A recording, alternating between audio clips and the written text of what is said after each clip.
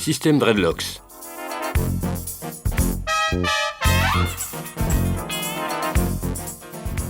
On observe en travaillant avec les Dreadlocks Codigo 4 que chaque pièce se compose du corps, de l'extension et d'une mèche accessoire.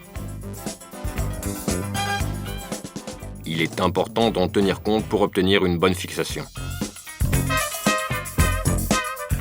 On commence par isoler la zone où l'on compte fixer les extensions, en séparant une mèche de cheveux à l'aide d'une pince.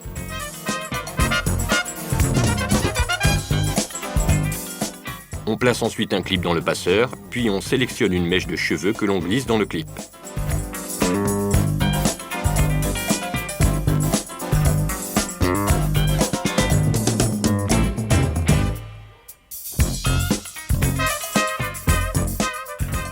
On y introduit alors la pointe d'une extension. On referme le clip et on exerce alors une pression à l'aide de la pince d'application Clipper. L'extension est parfaitement maintenue. On sépare la mèche accessoire que l'on garde avec une pince.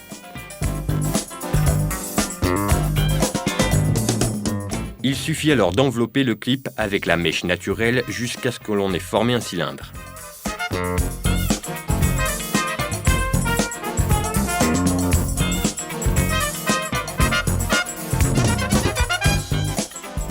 On peut maintenant utiliser la mèche accessoire que l'on entoure elle aussi à ce cylindre de cheveux naturels. Lorsque ce dernier est recouvert, il doit rester environ 10 cm libre.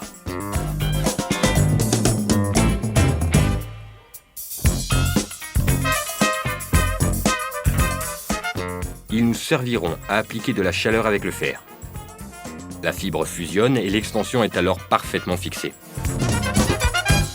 On peut maintenant réaliser la coupe de son choix. On peut également décorer les dreadlocks, tout comme les Rasta Codigo 4, de perles et d'anneaux, et donner ainsi une touche d'originalité et d'exotisme au look final. L'opération est terminée. Comme vous pouvez l'apprécier, la fixation des extensions est parfaitement dissimulée. Pour retirer les dreadlocks, peu de temps est requis. La méthode est simple, propre et absolument indolore.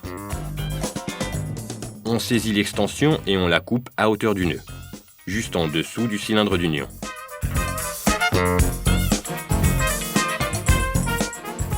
On déroule alors complètement la mèche de fibre, puis on réalise la même opération avec le cheveu.